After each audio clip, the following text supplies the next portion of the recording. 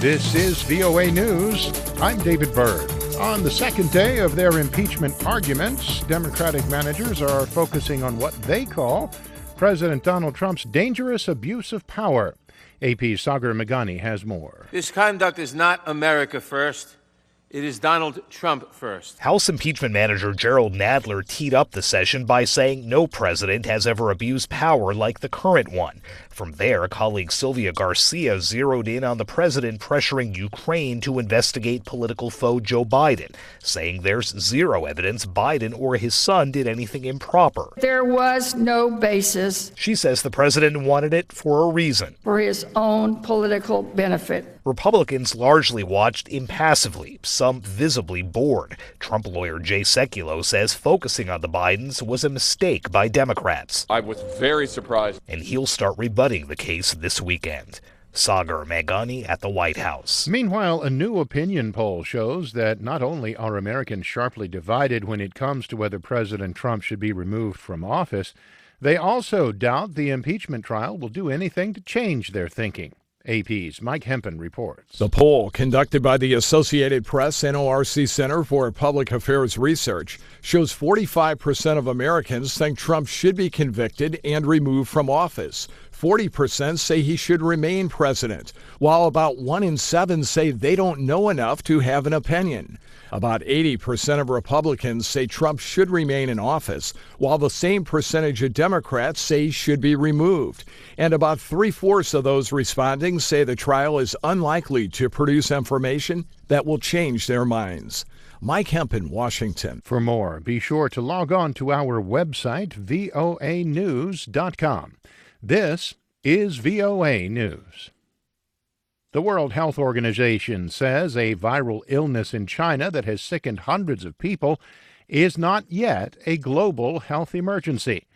The WHO issued its evaluation after Chinese authorities moved to lock down several cities earlier in the day Thursday and canceled major events in the capital Beijing during the Lunar New Year holiday period. WHO Director General Tedros Adhanom Ghebreyesus said the disease is an emergency in China, but not yet worldwide. This is, though, an emergency in China, but it has not yet become a global health emergency. The UN Health Agency defines a global health emergency as one that constitutes a risk to other countries and requires a coordinated worldwide response.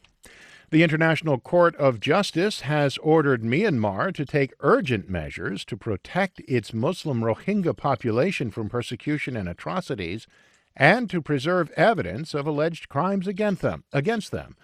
Reuters' Joe Davies has more. Thursday's court ruling came after the mostly Muslim Gambia launched a lawsuit in November at the UN's highest body for disputes between states. It accused Myanmar of genocide against Rohingya in violation of a 1948 convention.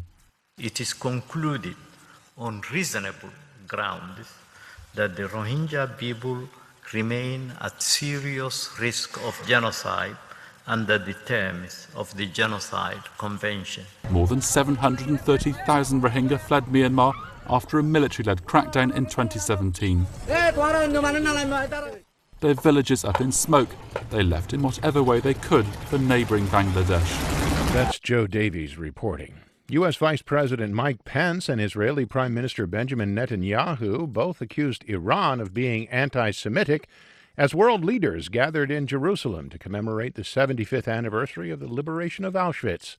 Linda Gradstein has more. U.S. Vice President Mike Pence spoke emotionally about the 6 million Jews killed in the Holocaust and the liberation of the Auschwitz concentration camp. When soldiers opened the gates of Auschwitz on January 27, 1945, they found 7,000 half-starved, half-naked prisoners.